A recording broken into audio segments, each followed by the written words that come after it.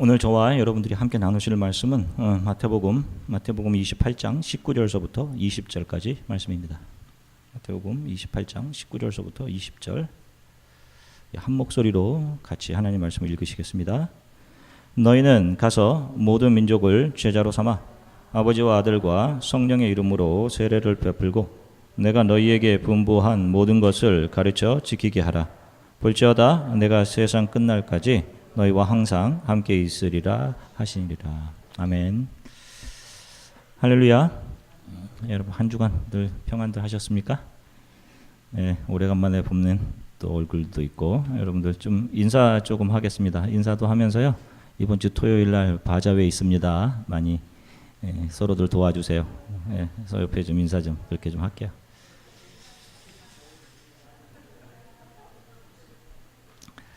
자, 다음 주 토요일은 이제 캄보디아 선교 후원을 위한 음식 바자회가 있습니다. 선교사님의 사역을 돕고 또 예수님께서 우리 교회와 성도들에게 부탁하신 사명 감당하기 위해서 저희들이 이 일을 하는 것입니다. 여러분 많이들 오시고 주변에 여러분들 많이 또 알려주시고 여러분들이 또 티켓을 사서 또 초대도 하시고 또 여러분 많은 손길이 또 필요합니다. 여러분 또 많이 도와주시기 바랍니다. 아멘. 자, 아시다시피 우리 교회의 모토는 오직 은혜, 솔라 그라샤, 오직 은혜 안에서 하나됨과 선교입니다. 짠맛을 내지 않는 소금이 있을 수 없듯이 선교하지 않는 교회는 있을 수가 없어요. 그래서 아무리 교회 간판을 걸고 있어도 여러분 교회가 아닌 거예요. 오늘 성경이 저기하는 선교에 대해서 좀 말씀을 증거하겠습니다. 제가 매년 1회 내지는 2회 선교에 대한 그 말씀을 이 동일한 본문을 가지고 증거합니다. 선교라는 단어는 성경에서 유래된 말은 아니에요. 선교라는 단어는 영어로 미션, 이것은 라틴어 미시오라는 단어에서 파생된 단어인데 보내다라는 의미를 가집니다. 다시 말하면 어떤 권위로부터 위임을 받아서 의무를 가지고 보내어지는 것, 이것을 미션, 우리말로 선교라고 이야기하는 것입니다. 쉽게 이야기하면 사명을 가지고 보내어지는 것입니다. 그러면 어떤 사명을 가지고 보내어지는 것인지 그것이 바로 오늘 우리가 읽은 본문 안에 들어가 있는 거예요. 예수께서 모든 교회와 성도들에게 주신 사명입니다. 우리는 이 마태복음 28장 19절서부터 20절을 대위임, The Great Commission이라고 합니다. 바로 예수 그리스도께서 영원의 영역으로 올라가시기 직전에 이 땅에서 마지막으로 오고 오는 세대를 예수를 따르는 모든 교회와 성도들에게 제자들에게 주시는 위임인 거예요. 예수를 따르는 제자들이라면 반드시 이 예수 그리스도의 대위임이 저와 여러분 그들의 어깨 위에 십자가로 들러 메어져 있어야 하는 것입니다. 그 대위임 맨 처음에 나오는 당부가 바로 가라 하는 것입니다. 누구에게로 가는 것입니까? 모든 민족들입니다. 다시 말하면 하나님을 알지 못하는 민족이에요. 우리는 가는 선교사가 따로 있고 뒤에서 선교사를 후원하는 사람이 따로 있다라고 생각을 합니다. 심지어는 목사인데도 그렇게 가르치시는 분들이 있어요. 여러분 그렇지 않습니다. 성경적이지 않아요? 바쁜 일상을 살면서 선교에 참여하지 못하는 사람들에게 정당성이라는 옷을 입혀주고 죄책감 느끼지 말고 안심하고 자신의 교회 안에서 잘 머물고 잘 헌금이나 하도록 그렇게 사면해 주는 것인데 죄송하지만 그런 사명권이 목사에게는 없습니다.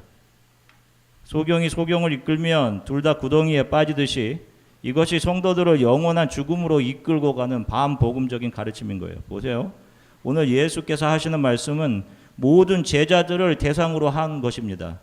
예수를 따르는 우리는 이 예수님의 대위임을 받은 사람들인 거예요. 바로 2달란트, 5달란트 받은 사람들인 겁니다. 이것을 가지고 땅에 묻어버리고 가만히 있어서는 안 되는 거예요. 그런 사람들은 처음부터 주인이 누구인지 어떤 분이신지 알지 못하는 사람들인 겁니다. 하나님을 아는 사람들은 자신에게 주어진 사명을 정확하게 자각하고 이전에 사랑하던 세상의 옷을 벗고 이 사명의 옷으로 갈아입고 남은 삶을 살아가게 되는 것입니다. 선교의 본질은 예수를 알게 되고 그 은혜와 사랑을 알게 된 사람들이 그 은혜와 사랑 그리고 그분이 자신에게 보여주시며 열어주신 영원한 구원 그 비전을 가지고 민족들에게 나아가서 그들에게 이것을 알려주고 증거하는 것, 이것이 바로 선교의 중요한 본질입니다. 그 예수님을 보여주고 가르치고 세례를 베풀고 영원한 구원이 있음을 알게 하도록 하는 모든 일을 선교라고 하는 거예요. 적어도 저와 여러분들의 삶에 예수를 모를 때 내가 원하는 바를 이루기 위해 나의 만족과 유익을 위해 움직였던 나의 발걸음들이 예수의 은혜를 알고 난 이후에는 나의 만족을 위한 그 걸음을 멈추고 나의 즐거움을 채우기 위해 걸어갔던 그 걸음을 멈추고 하나님의 말씀을 전달하고 증거하기 위한 곳에, 하나님의 사랑과 은혜를 전달하기 위한 곳에 서 있어야 하고, 그런 삶의 흔적들이 크리스천들의 삶에 반드시 있어야 하는 것입니다. 오늘 제가 설교의 제목에서 성령님의 선교라고 제목을 정했습니다. Missio Spiritus Sancti라고 하는 거예요. 이 말의 의미는 선교의 주체는 사람이나 교회가 아니에요. 우리가 하는 것이 아니라 성령께서 우리 안에 하시는 것입니다. 우리 안에서 그분이 주도적으로 이끌어가는 것이에요. 사도행전이 증거하듯이 성령이 임한 후 이 땅에 처음 신약 교회가 세워집니다. 오순절 다락방에서 기도하던 120명의 제자들 위에 성령이 임하죠. 그래서 처음 예루살렘 교회가 세워집니다. 그리고 그들이 담대하게 예루살렘에서 복음을 증거해요. 베드로가 복음을 증거했을 때 3,000명, 5,000명이 회심하고 예루살렘 교회 안으로 모여들었습니다. 한 10,000명이나 되는 성도가 되었던 거예요, 예루살렘 교회는. 그런데 곧 어떤 일이 일어납니까? 7 집사 중에 한 사람으로 세워진 스데반 집사가 담대히 복음을 증거하다가 돌에 맞아 죽어요. 그리고 그 사건 이후 예루살렘에는 큰 핍박이 일어납니다. 그리고 흩어지게 돼요. 어디로 흩어지냐? 사마리아와 유대 땅끝까지 흩어집니다. 자, 우리가 생각할 때 우리는 교회가 3,000명, 5,000명 사람으로 채워지는 것을 부흥이다라고 생각할 수 있어요. 그러나 성경이 보여주는 교회의 부흥은 스데반 집사의 순교 이후 교회에 핍박이 나서 교회가 흩어지게 된 순간부터를 부흥이라고 정의를 하고 보여주는 겁니다. 그게 바로 사도행전인 거예요, 여러분. 그래서 사도행전을 성령행전이라고 하는 겁니다. 교회가 세상 땅끝까지 흩어져 간 역사를 그리고 있는 것이 사도행전인 거예요. 부흥은 교회의 성도가 이 안을 많은 사람으로 채우는 것이 있는 것이 아닙니다. 이 안을 채운 사람들 안에 예수 그리스도의 심장으로 충만해져서 그 마음을 가지고 이들이 흩어지는 것이 부흥인 겁니다. 그래서 성도가 이 땅에서 잘 정착하는 정착자들이 아닌 이 땅의 이방인들, 나그네들이라고 성경이 이야기하는 거예요, 여러분. 저와 여러분들은 이 땅을 나그네로 지나가는 사람들이 맞는 겁니다, 여러분. 12명의 제자들은 서로가 가장 힘든 곳으로 자처해서 나갔습니다. 예수님께서 땅 끝까지라고 하셨지라고 생각하는 그곳으로 다 나간 거예요. 지금도 인도 북부 지역에 힌두교가 대부분 그 인도에 그나마 인구, 기독교 인구가 5, 6% 남아 있어요. 인도 북부 지역에. 가끔 제가 필드하우스에 가서 보면 인도에서 온 학생들이 있습니다. 북부 지역에서 기독교 학생들이 있어요. 깜짝 놀랍니다. 그런 학생들을 보면. 바로 그것은 한때 예수를 의심했던 도마 때문이에요. 그가 거기서 순교합니다. 지금도 인도 북부 지역에 도마 교회가 있어요. 지금도 그 지역은 지금 이 순간에도 집에 모여서 예배드리다가 극단주의적인 힌두교 사람들에 의해 집이 불태워지고 죽는 그런 기독교 박해가 인도 북부 지역에서 계속 일어나고 있습니다. 2008년도 8월 31일 인도의 한 주인 오리사에서 극단주의적인 힌두교인들에 의해서 300여 교회와 6,000여 가정이 파괴됐어요. 100명이 잔인하게 죽임을 당했고 5만 6천 명의 기독교인들이 졸지에 집을 잃고 홈리스가 됐습니다. 어디로 가야 될지. 지금도 인도 기독교인들은 핍박 속에서 예배를 드리고 있어요. 프랑스 AFC 통신에 따르면 2017년 전 세계에서 예수를 믿는다는 이유로 작년이죠. 죽임을 당한 사람의 숫자가 공식 기록만 3,066명이었다고 합니다. 공식만이. 오픈 도어스 선교회에 의하면 나이지리아와 파키스탄 그리고 동남아시아 지역에서 가장 많은 기독교인들의 순교가 있다 그래요. 그중 2,000명은 나이지리아에서. 여러분, 그런데도 굉장히 아이러니해요. 그런데도 지금 선교사로 가장 많이 나가는 곳이 이런 곳입니다. 나이지리아, 동남아시아, 파키스탄. 이런 데로 선교사로 나가는 20대들, 30대 선교사들이 많아요. 예수께서 가라 하셨기 때문에 그 예수 그리스도의 심장을 가지고 예수의 사랑이 가장 필요한 영적 전쟁터로 나가는 겁니다. 여러분, 이들을 성경은 하나님 나라의 군사라고 하는 거예요. 각자 교회에 모여서 즐겁게 자기들끼리 모임 가지고 내가 그 교회 안에 소속되어 있다는 자부심을 느끼는 것은 여러분 그냥 그 교회의 멤버일 뿐이지 one of them. 그들은 하나님 나라의 군사가 아닌 겁니다. 너무도 많은 교회들이 자기 교인들 만들어내는데 열을 내고 있어요. 교회 안에 사람들을 다 가두어둡니다. 그러니 좁은 지역 안에서 교회들끼리 서로 싸우고 헐뜯는 일이 있어요. 이게 가당한 일입니까? 예수를 따르는 성도들이, 그 은혜를 받은 사람들이, 그 은혜가 어떤 것인 줄을 아는 사람들이 그 은혜를 나누어 받은 성도들을 어떻게 가십하고 비난할 수 있는 일이 있냐고요, 여러분. 연약할수록 더욱더 사랑한다는 찬양을 수십 번씩 부르는 사람들이 어떻게 연약한 사람들의 연약함을 지적해내고 그 사람들을 공격할 수 있냔 말입니다. 그것은 그들이 각 인간 군주가 존재하는 교회 안에 멤버가 되어버렸기 때문에 그래요. 그래서 고착되었기 때문에 그렇습니다. 스스로는 살았다고 생각하지만 죽은 교회예요. 죽은 사람들입니다. 이들 교회들은 하나님 나라의 군사를 만들어내는 일에는 관심조차 없어요. 자기 교회, 자기 말, 자기 리더, 교회 리더들 말 잔듣는 것을 순종이라고 한다니까요. 그게 어디 순종입니까? 하나님 나라의 군사되어 흩어지는 교회가 참 교회인 거예요. 저희 교회들도 여러분 경험하죠? 성도 한 가정이 나갈 때 가슴이 찢어 있는 것 같죠? 4년, 5년 정말로 정을 나누다가 하나님의 복음 안에서 서로 격려하며 위로하다가 그 가정이 다른 곳으로 가면 마음이 아프죠? 그러다 그게 맞는 거예요. 그 가정은 그렇게 바른 복음 안에서 자라서 민들레 홀씨처럼 흩어지는 겁니다, 여러분. 12 제자들 다 하나같이 땅끝까지 예수의 증인이 되어 흩어졌습니다. 요한을 제외한 모두가 그 각자에서 주어진 땅끝에 서서 복음을 증거하다 다 순교당했어요. 가장 잔인한 모습으로. 자, 그런데 이 선교가 어떻게 이루어져야 되는지에 대한 단서를 성경을 통해 우리가 잠시 살펴볼 수 있습니다. 참 초대교회 교회 집사로 세워진 분들이 정말로 귀한 일들을 많이 했음을 성경을 볼 때마다 느껴요. 7 집사 중 또 한 명은 빌립은 남쪽으로 내려가다가 에티오피아의 국왕 간다게의 국고를 맡은 네시를 만나서 그에게 복음을 전합니다.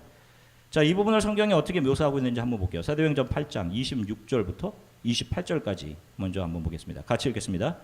사자가 빌립에게 말하여 이르되 일어나서 남쪽으로 향하여 예루살렘에서 가사로 내려가는 길까지 가라 하니 거기는 광야라. 일어나 가서 보니 에티오피아 사람 곧 에티오피아 여왕 간다게의 모든 국고를 맡은 관리인 네시가 예배하러 예루살렘에 왔다가 돌아가는데 수레를 타고 선지자 이사야의 글을 읽더라. 계속해서 35절부터 39절까지 같이 읽겠습니다. 빌립이 입을 열어 이 글에서 시작하여 예수를 가르쳐 복음을 전하니 길 가다가 물이 있는 곳에 이르러 그 네시가 말하되 보라 물이 있으니 내가 세례를 받음에 무슨 거리낌이 있겠느냐. 이에 명하여 수레를 멈추고 빌립과 네시가 둘 다 물에 내려가 빌립이 세례를 베풀고 둘이 물에서 올라올새 주의 영이 빌립을 이끌려 간지라. 네시는 기쁘게 길을 가므로 그를 다시 보지 못하니라. 아멘. 자, 여기 보세요. 누가 빌립 집사에게 남쪽으로 가라고 말씀하죠? 처음 26절에 누가? 사자가, 주의 사자가. 자, 그리고 누가 에티오피아 네시가 타고 있는 수레로 가까이 가라 라고 하십니까? 성령께서. 그리고 누가 빌립을 이끌어 다음 행선지로 이끌어 가십니까? 성령이. 복음을 예루살렘에서 사마리아 땅끝까지 이끌고 가신 분이 누구냐? 사람입니까? 교회가 아니라 성령님입니다. 하나님의 사람들과 교회와 제자들은 그 성령의 일에 사용된 겁니다. 그래서 교회는 절대로 선교지의 결과를 눈에 보이는 대로 판단해서는 안 되는 거예요. 눈에 보이기에는 인간들이 말하는 생산성 결과들이 없을 수도 있어요. 자, 에티오피아 내시 한 명에게 세례를 준 거, 이게 뭐가 그렇게 대단해 보입니까? 그런데 지금 이 에티오피아라는 나라는 여러분 아프리카 동쪽에 있는 나라예요. 아프리카 무슬림이 지금 장악을 하고 있습니다. 아프리카 동쪽에 있는 나라란 말이에요. 아시아 예멘과 홍해를 사이에 두고 마주하고 있는 나라입니다. 이 나라가 그런데 세계에서 가장 먼저 기독교를 국교로 채택한 나라입니다. 미국도 아니고 영국도 아니에요. 에티오피아. 놀랍지 않으십니까? 그 무슬림과 아프리카 토속신앙이 장악하고 있는 틈에서 9,300만 인구 절반이 기독교예요, 여러분. 절반이 기독교인 나라가 있어요? 미국도 절반이 기독교인이 아니라니까요. 빌립 집사. 결국 우리는 오늘 현재만 보고 충성을 다 하시면 되는 거예요, 여러분. 그러면 성령이 우리가 최선을 다해 심은 오늘 현재에 성령께서 물을 주고 자라나게 하셔서 거기서 미래의 생명을 만들어내는 겁니다. 물론 그 결국은 영혼으로 완성되는 거죠. 그 성령의 일에 내가 지금 바로 오늘 순종하면 되는 거예요, 저 여러분들은. 그런데 거기에 자신의 이름이나 교회들의 이름이나 업적을 드러내고 어떤 결과를 보고 판단하려고 하고 하는 것은 성령께로 돌아가야 되는 일을, 영광을 가로채는 거예요, 자기들이. 그런 일을 하면 안 되는 겁니다. 우리가 선교를 하러 갈 때 가난한 나라에 가서 뭔가 도움을 줘야지 하는 생각을 합니다. 그러면서 우리 안에는 우월감마저, 후원 물품과 함께 우월감마저 같이 가지고 가요, 선교지로. 여러분, 이런 것 자체가 물질이 자기 자신이 선교의 주체라고 생각하는 겁니다. 우리가 무엇을 도우러 간다는 생각이 다 그런 거예요. 여러분, 우리가 가서 뭘 도와요? 우리가 캄보디아에 가지만 그 나라 사람들이 우리나라보다 행복지수가 더 높습니다. 여기보다, 미국보다. 기술이 좀 있다고, 돈이 좀 많다고, 더 잘 산다고, 더 진보된 어떤 기기들을 이용할 줄 안다고 우리가 그들의 영혼이 예수 안으로 들어오는 것을 도울 수 있어요? 없습니다. 에스겔 마른 골짜기에 무수히 널려있던 뼈들을 에스겔이 보죠. 그리고 하나님이 에스겔에게 물으시잖아요. 에스겔서 37장 3절부터 7절까지 함께 읽으시겠습니다. 그가 내게 이르시되 인자야 이 뼈들이 능히 살 수 있겠느냐 하시기로 내가 대답하되 주 여호와여 주께서 아시나이다. 또 내게 이르시되 너는 이 모든 뼈에게 대언하여 이르기를 너희 마른 뼈들아 여호와의 말씀을 들을지어다. 주 여호와께서 이 뼈들에게 이같이 말씀하시기를 내가 생기를 너희에게 들어가게 하리니 너희가 살아나리라. 너희 위에 힘줄을 두고 살을 입히고 가죽으로 덮고 너희 속에 생기를 넣으리니 너희가 살아나리라. 또 내가 여호와인 줄 너희가 알리라 하셨다 하라. 이에 내가 명령을 따라 대언하니 대언할 때에 소리가 나고 움직이며 이 뼈 저 뼈가 들어맞아 뼈들이 서로 연결되더라. 아멘. 보세요. 뼈들이 다 죽어 있어요. 다 죽어 있습니다, 그냥. 그런데 여러분, 가서 돈 주고, 그 뼈들에게 좋은 옷 입혀주고, 그 무덤 고쳐주고, 손질해주고, 약 주고, 좋은 물 거주면 그들이 살아납니까? 아니에요. 우리 인간의 그 어떤 봉사나 도와준 노력으로 마른 뼈들을 살려낼 수 없는 겁니다. 하나님의 생기를 불어넣어 주셔야지 그 뼈들이 살아나서 하나님을 알고 그분께로 돌아와 하나님 나라의 군대로 설 수 있게 되는 거예요. 에스겔은 그것을 바라보는 겁니다. 아, 하나님이 일하셔야 되는 것이군요 라고 에스겔이 지금 보고 있는 거예요. 자, 그래서 우리가 오늘 읽은 마태복음 28장 20절 다시 한번 읽겠습니다. 같이 읽겠습니다. 내가 너희에게 분부한 모든 것을 가르쳐 지키게 하라. 볼지어다 내가 세상 끝날까지 너희와 항상 함께 있으리라 하시니라. 보시면 여기에 4개의 위임 명령이 나옵니다. 첫 번째는 가라입니다. Go. 가라. 두 번째는 무엇입니까? 제자를 삼아라. Make disciples. 세 번째는 세례를 주라. Baptize입니다. 네 번째는 가르쳐 지키게 하라. Teach them to observe입니다. 자, 그런데 그 뒤에 한 가지 명령이 더 있어요. 우리가 지금 이 4가지까지만 우리는 잘 알고 있을 거예요. 그 뒤에 어떤 말이 있습니까? 보라라는 단어가 있어요. 예전 성경은 볼지어다 라고 번역되어 있어요. 헬라어로 이도우라고 하는 단어입니다. 이 단어를 영어 성경으로는 LO로 나와 있어요. LOL이 아니에요. L-O, 로로 되어 있습니다. 이것은 behold와 같은 거예요. behold. 정확하게 이야기하면 be perceiving 이라는 단어입니다. 의미. 눈으로 보다는 말이 아니라 너가 이제 이것을 전인격으로 느껴라라는 말입니다. 무엇을? 성령이 일하시는 것을 보고 느껴라. 저 마른 뼈들이 살아나게 하는 것, 성령이 바람을 일으켜 저거 살아나게 하는 걸 너가 잘 봐라, 느껴라라고 하는 거예요. 그리고 하나님이 정말 살아계시는구나, 이것을 네가 봐라라고 하는 겁니다. 결국 우리들이 가서 제자를 삼고 세례 주고 가르치고 하는 모든 일들, 빌립 집사가 에티오피아 내시에게 세례를 준 일들, 바울이 수고했던 그 수만 킬로의 전도 여행들은 다 그들은 그 일들을 통해 살아계신 하나님의 이런 일들을 하셨구나라는 것들을 본 거예요. 그 일에 증인된 겁니다. 선교는 이런 유익이 있는 거예요. 우리가 가서 사람들을 도와준 선행에 대해 스스로 마음 뿌듯함으로 우리가 채워지는 것이 아니라, 그런 유익이 있는 것이 아니라 하나님이 생기를 불어넣으셔서 영혼들이 죽어 마른 뼈 같았던 그들을 살려내시는 하나님의 성령이 하시는 일을 우리들의 눈으로 보고, 아, 이곳에 정말 하나님이 살아계시는구나, 아멘 하게 하는 일을 우리가 하는 겁니다. 선교는 우리가 무슨 도움을 주는 것이 아니에요. 오히려 우리가 그 현장에서 하나님 살아계시는군요, 성령이 정말로 일하시는군요, 그 성령의 일을 보고 배우는 것이고, 그 땅과 사람들을 향한 아버지 하나님의 안타까워하시는 마음과 일하심을 보고 배우는 것입니다. 여러분, 이것이 얼마나 중요해요. 그래서 사도 바울이 고린도전서 15장 10절 세 번역으로 같이 읽겠습니다. 같이 읽겠습니다. 그러나 나는 하나님의 은혜로 오늘의 내가 되었습니다. 나에게 베풀어 주신 하나님의 은혜는 헛되지 않았습니다. 나는 사도들 가운데 어느 누구보다도 더 열심히 일하였습니다. 그러나 이렇게 한 것은 내가 아니라 나와 함께 하신 하나님의 은혜입니다. 아멘. 자, 보세요. 자신이 지금까지 달려간 모든 선교의 일들을 했습니다. 사도 바울보다 이렇게 힘들게 수만 킬로의 전도 여행을 한 사람이 어디 있겠어요? 그런데 뭐라고 얘기해요? 모든 것이 하나님의 은혜였다라고 얘기하죠. 그분이 하셨습니다.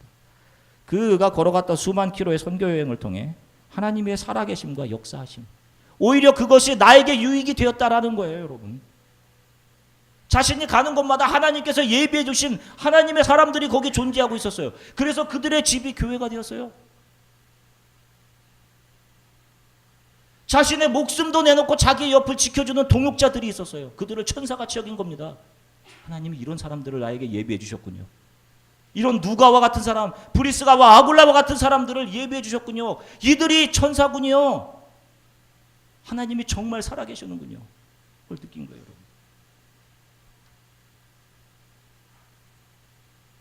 선교사가 현장에 나가는 사람만 선교사는 아닙니까? 아니지 않습니까? 여러 일들을 협력해서 선교의 일을 이루는 것 아닙니까? 라고 말씀하시는 분들도 있어요.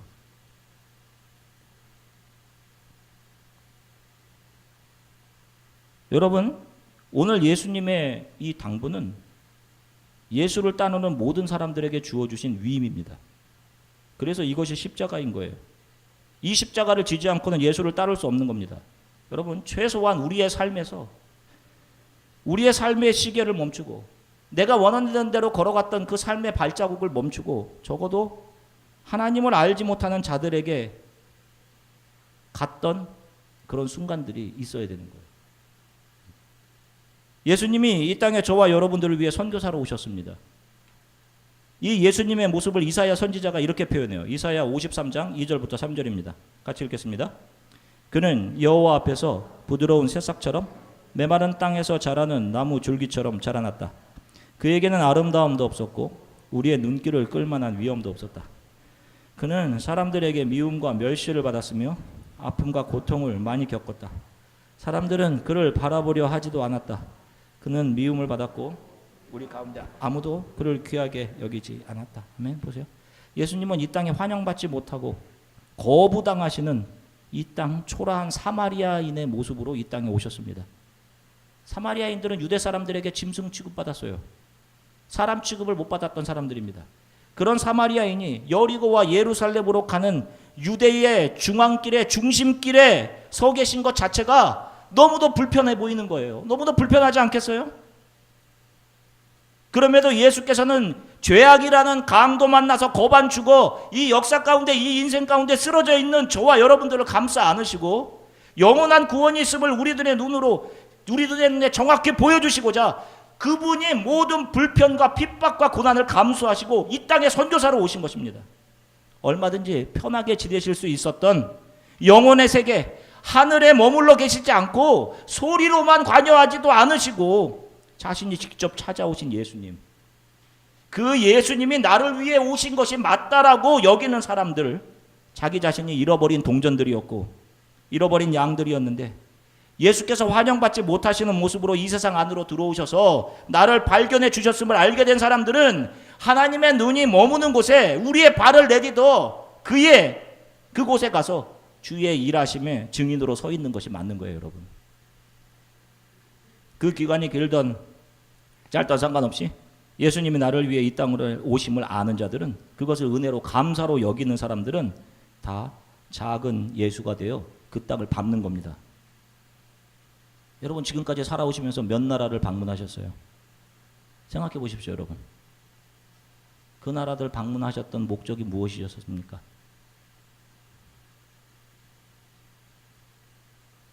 나의 즐거움을 위해 없어질 세상 나라에 속한 목적을 위해서도 여러 나라, 여러 곳을 다녔는데 주의 심장과 십자가를 나르는 일을 다른 사람들에게 맡기고 나는 그냥 나에게 있는 돈 얼마 후원하는 자라고 하는 것은, 여러분 죄송하지만 그 일을 중요하게 여기지 않는 겁니다. 성령의 사람은 예수님의 마음을 가슴에 품고 그분과 같이 나아가는 사람들입니다. 그래서 예수님께서도 선한 사마리아인 비유 끝에 너도 이와 같이 하라 라고 하시는 거예요. 너도 이와 같이 남을 도와주라, 이 얘기가 아닙니다. 선한 사마리아인에 의해, 그 예수 그리스도에 의해 은혜로 고쳐진 자들은 선한 사마리아인이 되어서 그들을 환영하지 않는 곳으로 나가라는 겁니다. 너희들도 이렇게 가서 사탄을 만나 인생에 거반 죽어 쓰러져 있는 사람들을 감싸 안고 고쳐줘라 라고 하는 거예요. 그래서 너도 이와 같이 하라라고 하는 겁니다. 내가 병이 나서 그 병 고쳐준다면 어디든 못 가겠어요, 여러분. 이 절실한 목적이나 이익에 관련된 일이라면 어디든 못 가겠습니까? 예수의 사명은 그것보다 더 중요한 것입니다. 그래서 그 십자가와 은혜와 사랑의 전달자로 내가 알지 못하는 나라와 민족에게로 크리스천이 갈 수 있는 겁니다.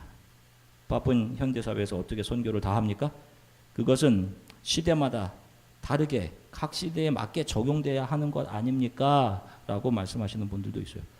자, 여기 계신 대부분들이 오너가 있으실 겁니다. 연구실에서 연구하는 분들은 연구의 키를 쥐고 있는 담당 교수의 지시를 반드시 따라야 하죠. 그래야 연구가 올바른 방향으로 나가죠. 회사 생활도 마찬가지입니다. 여러분들에게 샐러리와 베니핏을 주는 사람들의 뜻에 맞게 움직입니다. 그 사람이 회사를 목적에 맞게 움직여가기 때문에 그래요. 여러분들의 뜻이 그 사람의, 그 오너의 뜻에 굴복돼야 됩니다. 적어도 일하는 동안은요. 그래서 여러분들이 바쁜 것이죠. 잘 기억하십시오, 여러분. 현재는 영원 앞에 머리를 숙이는 것이 맞는 것입니다.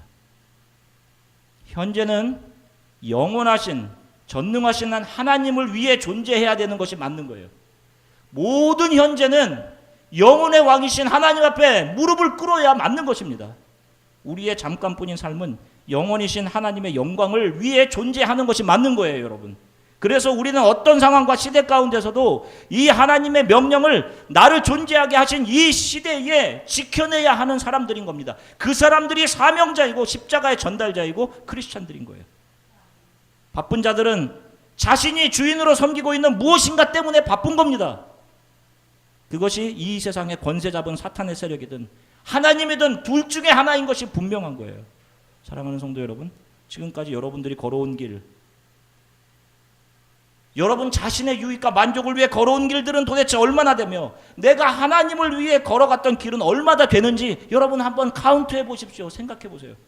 오늘 우리가 읽은 말씀이 이 세상의 주인이시며 시간의 주인 되신 예수 그리스도께서 우리들에게 위탁하신 미션, 사명인 것을 기억하십시오. 이 사명이 저와 여러분들의 어깨 위에 십자가로 올려져 있어야 돼요. 이 십자가를 전달하는 자로 살아가는 사람들이 바로 예수 그리스도의 은혜를 받은 예수 그리스도의 제자들, 디사이플스인 것입니다. 여러분들의 삶의 계획과 운영은 이 십자가가 먼저 내 삶의 중심으로 자리 잡힌 상태에서 여러분 운영돼야 하는 것이 맞는 거예요. 이게 다 프라이어리티가 돼야 되는 겁니다, 여러분. 십자가의 전달자로 살아가십시오.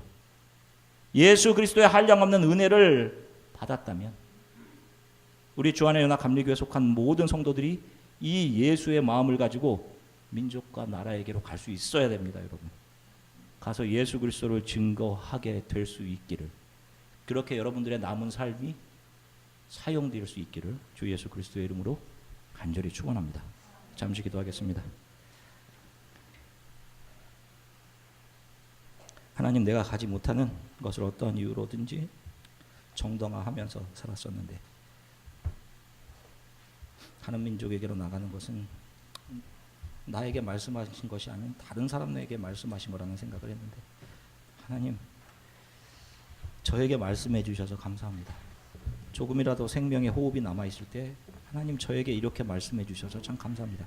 성령의 도구가 되어 주의 손과 발이 되어 주가 보여주시는 민족과 땅으로 가 그들을 살려내시는 성령님을 보게 하시고, 하나님이 정말 살아계시는구나, 나를 살려내셨던 또 그들을 살려내시려고 하는 하나님의 사랑을 보는 증인이 되게 해주십시오. 남은 제 삶이 십자가의 전달자로 살아가는 삶이 되게 해주십시오. 이번 주 있을 캄보디아 단교 선교를 위한 바자회가 은혜 가운데 준비되고 진행되게 위해서 기도해 주시고 많은 성도들이 참여하게 해주십시오. 내년도 5월 말 6월 초 중에 있을 캄보디아 단기 선교에도 많은 성도들이 참여할 수 있도록, 용기를 내어 참여할 수 있도록 우리의 마음을 움직여 주십시오. 선교하는 교회가 되게, 예수 그리스도의 증인들이 되게 해주십시오. 우리 이렇게 잠시 함께 기도하겠습니다. 사랑해 주님 참 감사합니다. 사랑하는 성도들과 함께 하나님 말씀 나누게 하셔서 감사합니다.